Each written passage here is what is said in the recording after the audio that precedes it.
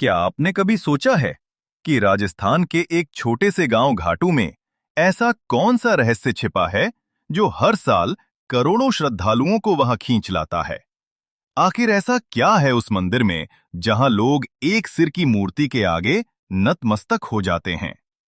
क्या आपने कभी सुना है कि किसी व्यक्ति ने युद्ध में जाने से पहले अपना सिर दान कर दिया हो और वो सिर बिना शरीर के पूरी महाभारत का युद्ध देखता रहा, और यही सिर आज खाटू धाम में एक भगवान के रूप में पूजित है? ये कहानी कोई साधारण देवता की नहीं, ये कहानी है बारबड़ीक की, घटोत्कच के पुत्र की, एक ऐसे वीर की जिसे श्री कृष्ण ने स्वयं कलयुग का भगवान घोषित किया था। लेकिन सवाल ये है, क्यों बारबड़ीक ने ऐसा क्या किया कि कृष्ण को उनका सिर मांगना पड़ा? और क्या सच में खाटू श्याम वही बारबड़ीक हैं? हर साल फाल्गुन महीने में करीब 1 करोड़ से ज्यादा श्रद्धालु खाटू श्याम के दरबार में हाजिरी लगाते हैं। कई लोग दावा करते हैं कि उनके यहां जाने भर से उनकी अधूरी मनोकामनाएं पूरी हो जाती हैं। किसी को नौकरी मिलती है, किसी को संतान सुख, तो कोई मृत्यु के मुंह से लौट आता है। क्या ये केवल संयोग है या खाटू श्याम जी में वाकई कोई अलौकिक शक्ति है? खाटू श्याम के मंदिर के भीतर एक अनोखा वातावरण रहता है। वहां की मूर्ति केवल एक शीश है, लेकिन उसमें इतनी ऊर्जा है कि लोग उसके सामने घंटों ध्यान में बैठे रहते हैं। कुछ लोग बताते हैं कि उन्होंने वहां दिव्य प्रकाश देखा।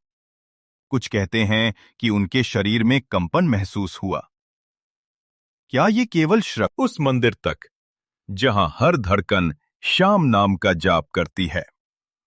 तैयार हो जाइए एक ऐसी यात्रा पर जहां आस्था, इतिहास, विज्ञान और रहस्य सब एक साथ मिलते हैं, खाटू श्याम के दिव्य और रहस्यमयी संसार में। लेकिन उससे पहले अगर चैनल पर नए हैं तो वीडियो को लाइक करके चैनल को सब्सक्राइब जरूर कर लें। यह आपके लिए तो फ्री है, पर इससे हमारी काफी मदद हो जाती है। साल 2019 की बात है। राजस्थान के सीकर जिले का एक व्यापारी दिल्ली के एक बड़े अस्पताल में जिंदगी और मौत की जंग लड़ रहा था। डॉक्टरों ने जवाब दे दिया था, अब बस चमत्कार ही बचा सकता है। घरवाले टूट चुके थे। लेकिन तभी उस व्यापारी की पत्नी ने एक फैसला लिया। वो सीधा खाटू श्याम जी के दरबार पहुंची। आंखों में आंसू, हाथ में नारियल और दिल में एक ही संकल्प, हे श्याम बाबा, अगर मेरे पति को जीवन दान मिला तो मैं हर साल आपके दरबार में सेवा करूंगी। कहते हैं अगले ही दिन उस व्यक्ति की हालत में चमत्कारी सुधार हुआ। डॉक्टर तक हैरान थे। लेकिन यह सिर्फ एक कहानी नहीं है।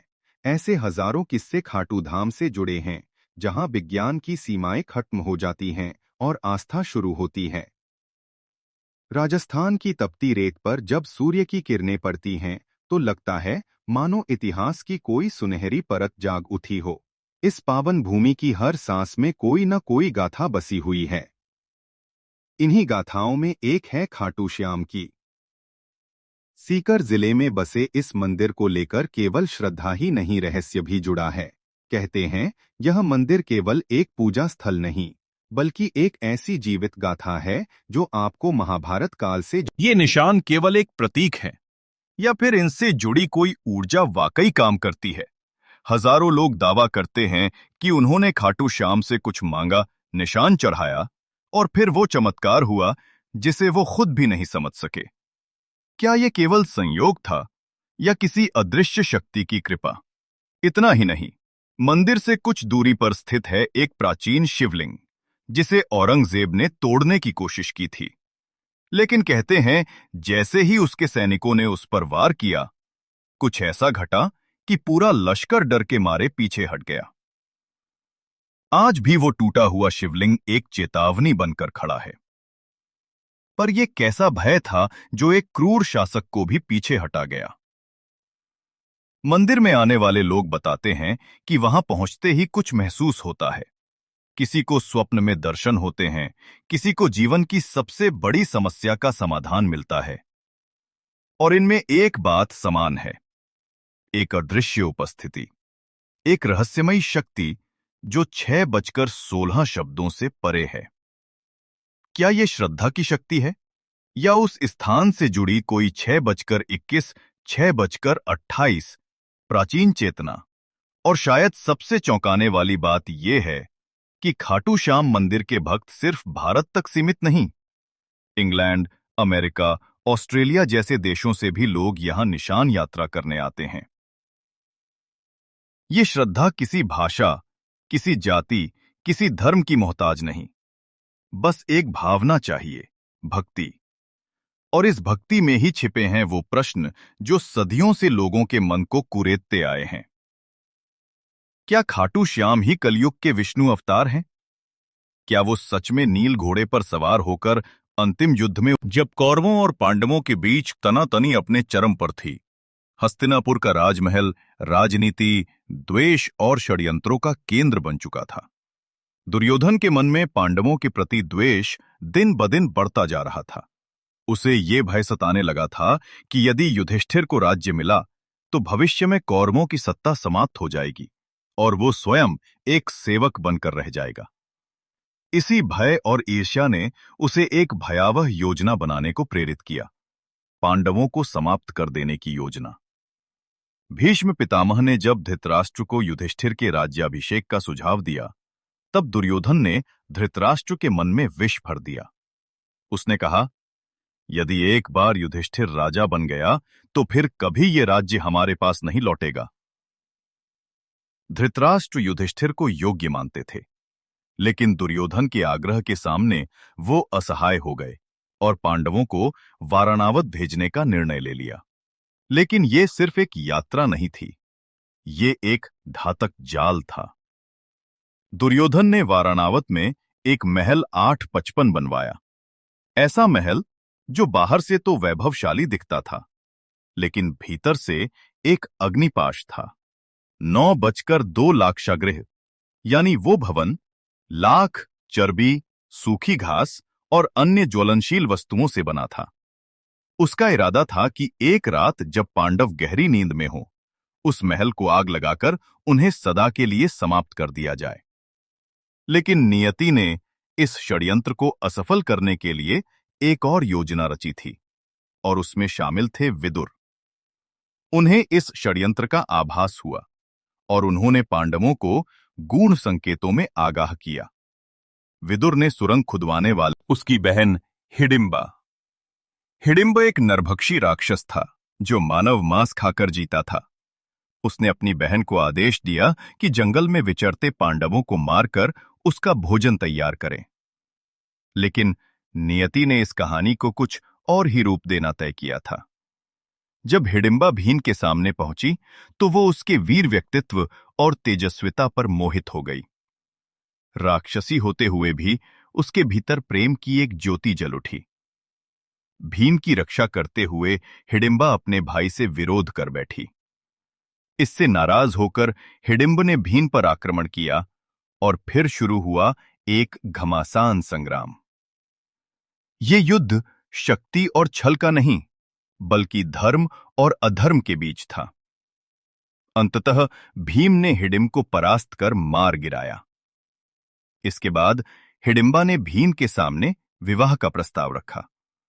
पहले तो भीम ने उसे अस्वीकार कर दिया, लेकिन जब माता कुंती ने हस्तक्षेप किया और एक शर्त रखी कि विवाह के बाद संतान प्राप्ति तक ही वो साथ रहे, तो ये विचित्र विवाह संपन्न हुआ।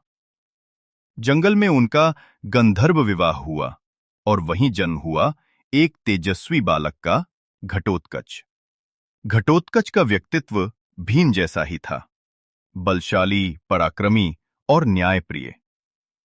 कालांतर में उसका विवाह दैत्यराज मुरा की पुत्री अहिलावती से हुआ और उनके 2 पुत्र हुए, अंजना अपर्वाह और बर्बरीक। बर्बरीक यानी वो योद्धा जिसकी गाथा आगे चलकर काल के गर्भ को चूर कर देगी। वो बालक जिसने बाल्यकाल में ही शिव की तपस्या की, ने तप की आग में अपने शरीर को तपाया और उसकी भक्ति से प्रसन्न होकर महादेव ने उसे 3 अमोघ बाणों का वरदान दिया।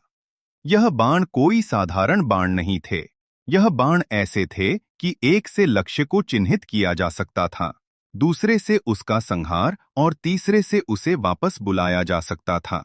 कहा जाता है कि मात्र इन 3 बाणों से वह समस्त पृथ्वी की सेनाओं का अंत कर सकता था। समय बीतता गया और युद्ध का वह क्षण समीप आ गया जिसे महाभारत के नाम से जाना जाता है। कुरुक्षेत्र की भूमि पर धर्म और अधर्म आमने सामने थे। सभी योद्धा एकत्र हो चुके थे। उसी समय बर्बरीक ने युद्ध भूमि में जाने का निश्चय किया। वह युद्ध में भाग लेना चाहता था क्योंकि उसका हृदय न्याय के लिए धड़कता था।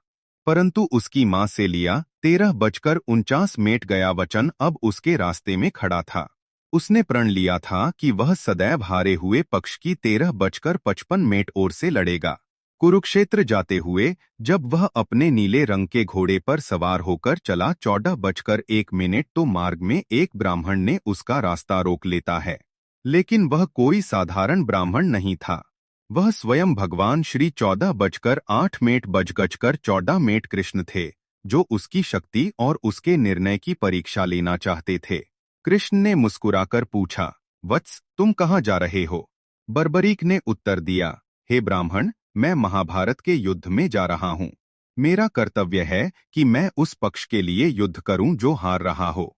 कृष्ण ने उसकी वीरता पर संदेह नहीं किया, लेकिन उसके निर्णय से उत्पन्न होने वाले परिणामों की गहराई को समझाना आवश्यक था। उन्होंने पूछा, यदि तुम केवल हारे हुए पक्ष की ओर से लड़ोगे? कहा, हे ब्राह्मण, कृपया अपना चरण हटा लें, वरना ये बाण आपको घायल कर देगा। श्री कृष्ण मुस्कुराए। उन्हें उस क्षण वो विराट पुरुष दिखाई दिया जिसमें वीरता और विनम्रता दोनों का अद्भुत मेल था। अब समय था अंतिम परीक्षा का। कृष्ण बोले, हे वीर, क्या तुम मुझे एक दान दे सकते हो? बर्बरीक ने बिना झिझक कहा, हे ब्राह्मण, जो भी मांगेंगे मैं अर्पित करूंगा। तब श्री कृष्ण ने कहा, मैं तुमसे तुम्हारा शीश मांगता हूं। क्षण भर को सन्नाटा छा गया, लेकिन ना तो बर्बरीक भयभीत हुआ न विचलित। 16:11 उसने बस एक आग्रह किया, हे ब्राह्मण, आप अपने असली रूप में प्रकट हो, क्योंकि ऐसा 16:17, 16:22, 16:30, 16:36, 16:42, 16:48 दान कोई सामान्य व्यक्ति नहीं मांग सकता। तभी श्री कृष्ण ने अपना विराट स्वरूप प्रकट किया, चतुर्भुज, पीतांबरधारी, सुदर्शनधारी, चंद्रवदन श्री के रूप में। बर्बरीक ने हाथ जोड़ ली।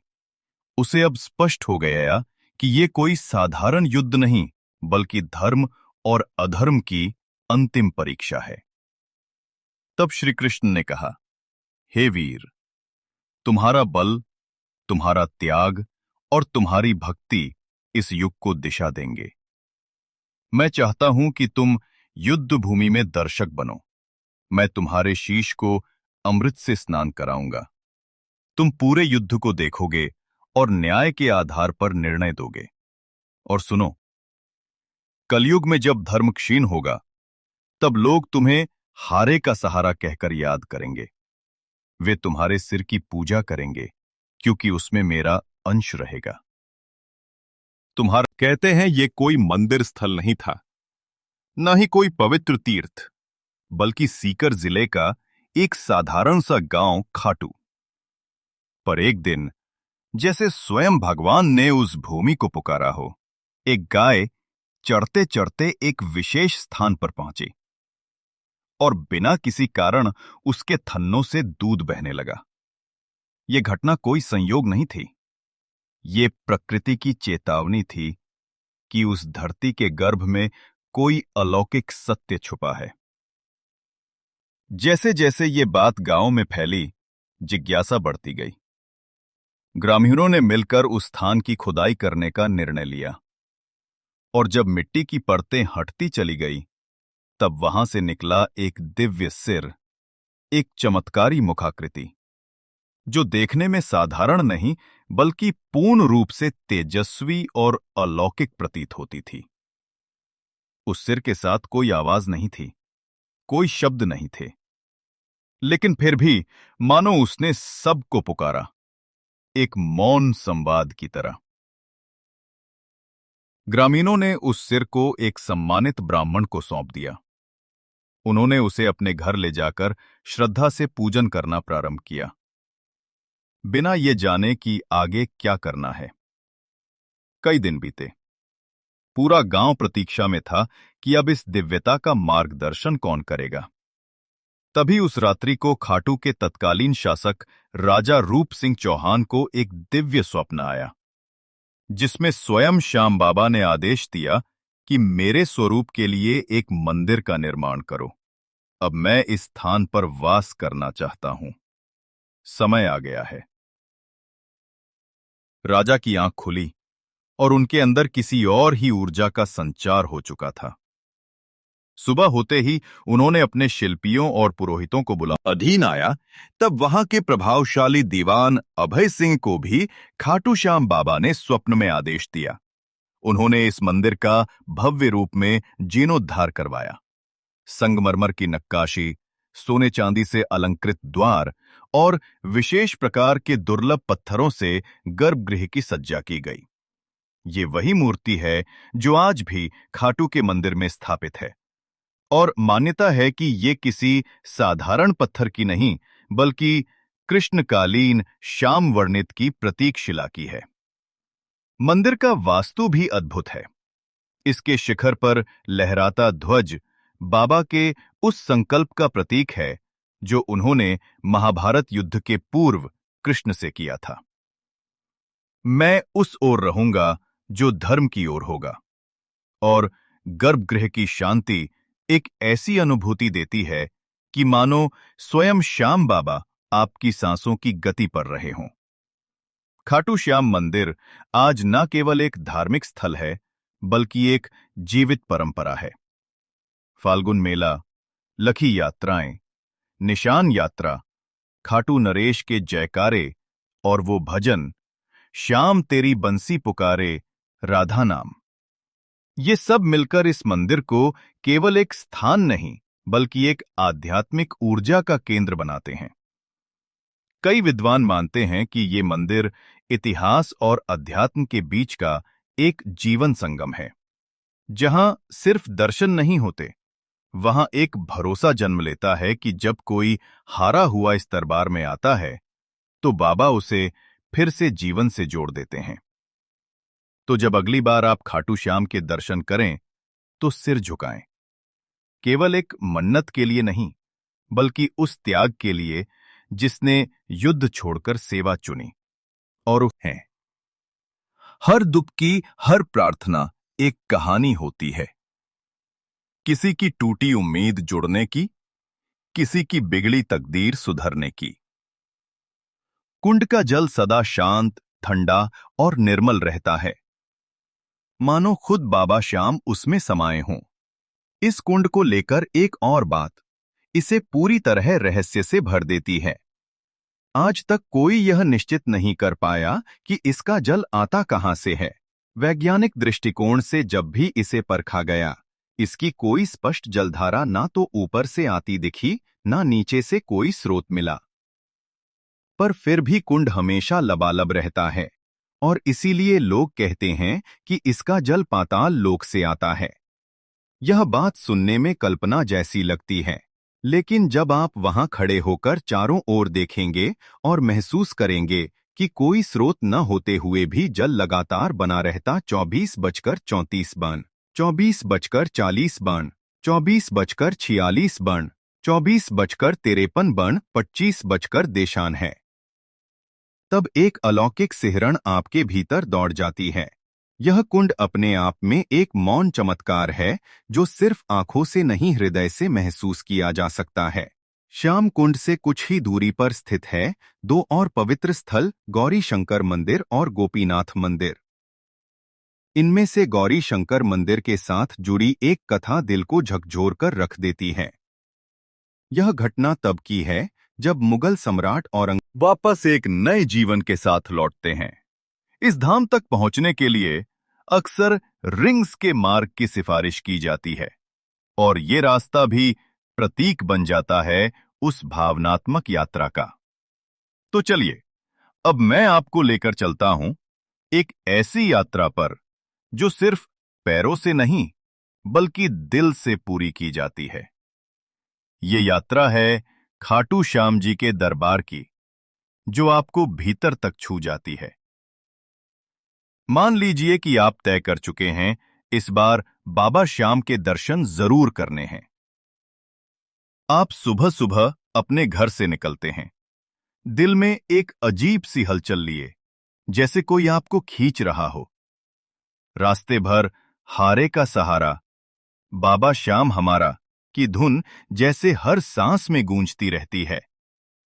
आप जयपुर, दिल्ली, चंडीगढ़ या देश के किसी भी कोने से यात्रा शुरू करें, ज्यादातर लोग खाटू श्याम पहुंचने के लिए रिंग स्टेशन का रुख करते हैं। ये स्टेशन खाटू धाम से लगभग 17 से 18 किलोमीटर की दूरी पर स्थित है। जैसे ही ट्रेन स्टेशन पर रुकती है, आप देखेंगे कि सैकड़ों लोग पहले से बाबा की जयकारों के साथ तैयार खड़े हैं।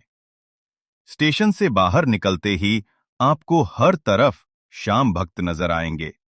कोई दंडी यात्रा कर रहा है, कोई निशान लेकर चल रहा है, कोई नंगे पांव वापस एक नए जीवन के साथ लौटते हैं।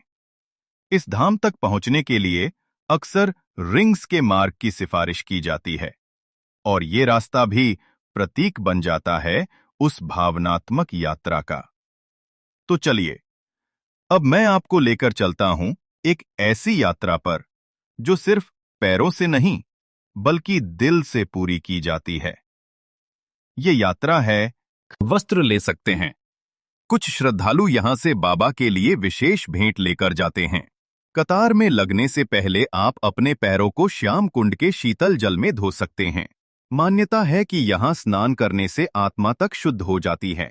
फिर आती है वह घड़ी जिसका इंतजार आपने न जाने कितने दिनों से किया होता है, दर्शन की घड़ी।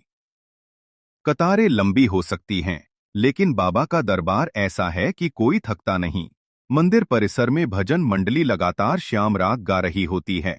जैसे ही आप गर्भगृह में प्रवेश करते हैं और सामने बाबा श्याम की मूर्ति दिखती है, वो नीली श्याम रंग की आंखें, मोर पंख श्रृंगार से सजे स्वरूप को देखकर ऐसा लगता है जैसे बाबा अभी बोल पड़ेंगे। उस पल में समय जैसे रुक जाता है, सांसें थम जाती हैं और आंखें नम हो जाती हैं। दर्शन के बाद आप वहीं मंदिर परिसर में बैठकर कुछ देर आंखें बंद कर लें तो लगेगा जैसे जीवन में जो उलझने थी वह हल हो गई। बाबा की कृपा सिर पर महसूस होने लगती है। मंदिर के पास ही आपको भव्य हवन कुंड मिलेगा, जहां श्रद्धालु अपनी मनोकामनाओं की पूर्ति के लिए आहुति देते हैं। मंदिर के बाहर आपको प्याऊ प्रसाद वितरण केंद्र और आराम के लिए साधु संतों की छांव में बैठने का भी अवसर मिलेगा। अब जब आप वापसी के लिए कदम बढ़ाते हैं तो मन भारी हो जाता है। लगता है काश थोड़ी देर और रुक सकते, पर बाबा का आशीर्वाद लेकर लौटना ही होता है। साथ में लेकर जाते हैं उस यात्रा की स्मृतियां, वह चैंटिंग की गूंज, वह प्रसाद की मिठास, वह कुंड की ठंडक और बाबा के दर्शन की गर्माहट। यह यात्रा कोई सामान्य तीर्थ यात्रा नहीं, यह एक भावनात्मक वस्त्र ले सकते हैं। कुछ श्रद्धालु यहां से बाबा के लिए विशेष भेंट लेकर जाते हैं। कतार में लगने से पहले आप अपने पैरों को श्याम कुंड के शीतल जल में धो सकते हैं। मान्यता है कि यहां स्नान करने से आत्मा तक शुद्ध हो जाती है। फिर आती है वह घड़ी जिसका इंतजार आपने न जाने कितने दिनों से किया होता है, दर्शन की घड़ी। कतारें लंबी हो सकती हैं, लेकिन बाबा का दरबार ऐसा है कि कोई थकता नहीं। मंदिर परिसर में भजन मंडली लगातार श्याम राग गा रही होती है। जैसे ही आप गर्भगृह में प्रवेश करते हैं और सामने बाबा श्याम की मूर्ति दिखती है, वो नीली श्याम रंग की आंखें, मोर पंख श्रृंगार से सजे स्वरूप को देखकर ऐसा लगता है जैसे बाबा अभी बोल पड़ेंगे। उस पल में समय जैसे रुक जाता है, सांसें थम जाती हैं और आंखें नम हो जाती हैं। दर्शन के बाद आप वहीं मंदिर परिसर में बैठकर कुछ देर आंखें बंद कर लें तो लगेगा जैसे जीवन में जो उलझने थी वह हल हो गई। बाबा की कृपा सिर पर महसूस होने लगती है। मंदिर के पास ही आपको भव्य हवन कुंड मिलेगा, जहां श्रद्धालु अपनी मनोकामनाओं की पूर्ति के लिए आहुति देते हैं। मंदिर के बाहर आपको प्याऊ प्रसाद वितरण केंद्र और आराम के लिए साधु संतों की छांव में बैठने का भी अवसर मिलेगा। अब जब आप वापसी के लिए कदम बढ़ाते हैं तो मन भारी हो जाता है। लगता है काश थोड़ी देर और रुक सकते, पर बाबा का आशीर्वाद लेकर लौटना ही होता है। साथ में लेकर जाते हैं उस यात्रा की स्मृतियां, वह चैंटिंग की गूंज, वह प्रसाद की मिठास, वह कुंड की ठंडक और बाबा के दर्शन की गर्माहट। यह यात्रा कोई सामान्य तीर्थ यात्रा नहीं, यह एक भावनात्मक लेकर जाते हैं उस यात्रा की स्मृतियां, वो चैंटिंग की गूंज, वो प्रसाद की मिठास, वो कुंड की ठंडक और बाबा के दर्शन की गर्माहट। ये यात्रा कोई सामान्य तीर्थ यात्रा नहीं, ये एक भावनात्मक पुनर्जन्म है। यहां आप कुछ छोड़कर नहीं जाते, आप कुछ लेकर नहीं जाते, आप खुद बदल कर लौटते हैं। और जब कोई आपसे पूछता है कि कैसा रहा खाटू श्याम जी का सफर, तो आप मुस्कुराकर कहते हैं, बाबा ने बुलाया था और सब कुछ बदल गया। तो दोस्तों, अगर आपको ये खाटू श्याम जी की रहस्यमयी और भावनाओं से भरी यात्रा पसंद आई हो, तो इस वीडियो को एक प्यारा सा लाइक जरूर दीजिए और कमेंट में जय श्री श्याम लिखकर अपने भाव प्रकट कीजिए। ऐसे ही अद्भुत और दिल छू लेने वाले आध्यात्मिक रहस्यों से जुड़ी कहानियां पाने के लिए सब्सक्राइब जरूर करें और बेल आइकन दबा दें, ताकि अगली वीडियो की घंटी सबसे पहले आपके पास बजे। और क्या आपको पता है दुनिया के सबसे अमीर मंदिर के चौंकाने वाले रहस्यों के बारे में, जहां चुपचाप छिपा है एक ऐसा रहस्य जो सुनकर आप भी चौंक जाएंगे। तिरुपति बालाजी मंदिर के चौंकाने वाले रहस्य। बस यहां पर क्लिक कीजिए और अगली यात्रा शुरू कीजिए।